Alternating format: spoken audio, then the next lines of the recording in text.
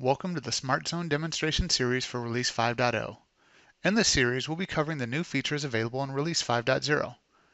In this demonstration, I'll be covering the per zone event management feature.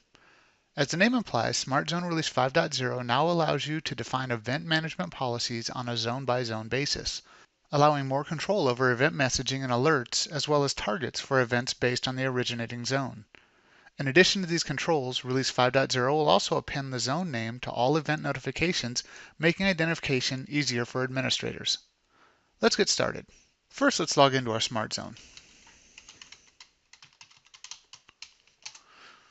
Once we log in, you can see here I'm running a virtual Smart Zone. I'm running the Essentials version. And if you look down to the lower left, you can see that I'm running version 5.0.0.0.675. This is the first GA release of version 5.0 of Smart Zone. So in this demonstration, we're looking at events and alarms and per zone event capabilities. So we'll click over here on events and alarms, and it'll bring us to the event section. And this first off always lists the events that are have been seen by the Smart Zone. And if we click on the Event Management tab up here, this is where we get the opportunity to configure which events send notifications and what kind of notifications that go out. Those can be SNMP notifications, as you can see down here, or email notifications. And by default, we've always had the ability to send notifications just by enabling this, and this was done on a system-wide level, and it sent notifications for every zone configured in the Smart Zone. So we'll go ahead and enable that. So we'll send an email to szevent@ruckuswireless.com. In the case an event comes up that has an email notification preference configured for it, none of the ones on this screen do right now, but that's okay.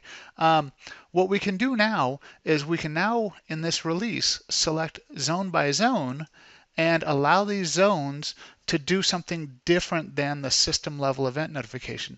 So I can go to the lab zone and I can turn on event notifications, and we'll give it an address to mail to. We'll just call this, and we can do a different address for alerts from the zone if these emails go out. So let's go ahead and set one up here.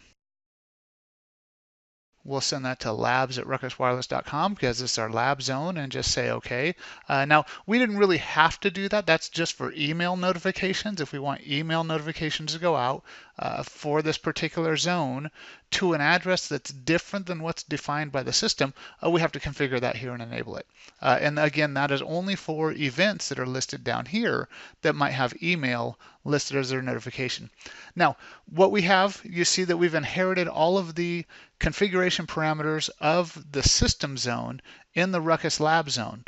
But what we now have the ability to do is we can override those. So we can go over here and we can, let's say for this particular event, we want to enable email notifications. It'll ask us to confirm that we want to enable email notifications. We'll click yes here. And what you'll see now is that email notification is checked here, that a notification for an AP communication firmware updated event, an email will go out. And this checkbox says that this zone is overriding the system level notification, event notification.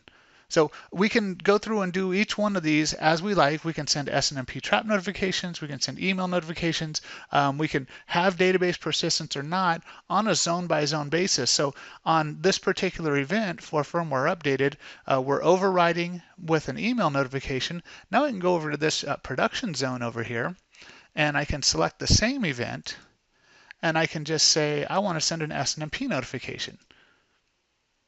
So we'll enable an SNMP notification. We'll confirm that we want to do that. And again, we see an override to the system level event notification system. So what we're able to do now is on a zone-by-zone basis, we can send notifications for events that happen that deviate from the system level. This just allows some flexibility for administrators of different zones. Maybe zones perform different functions.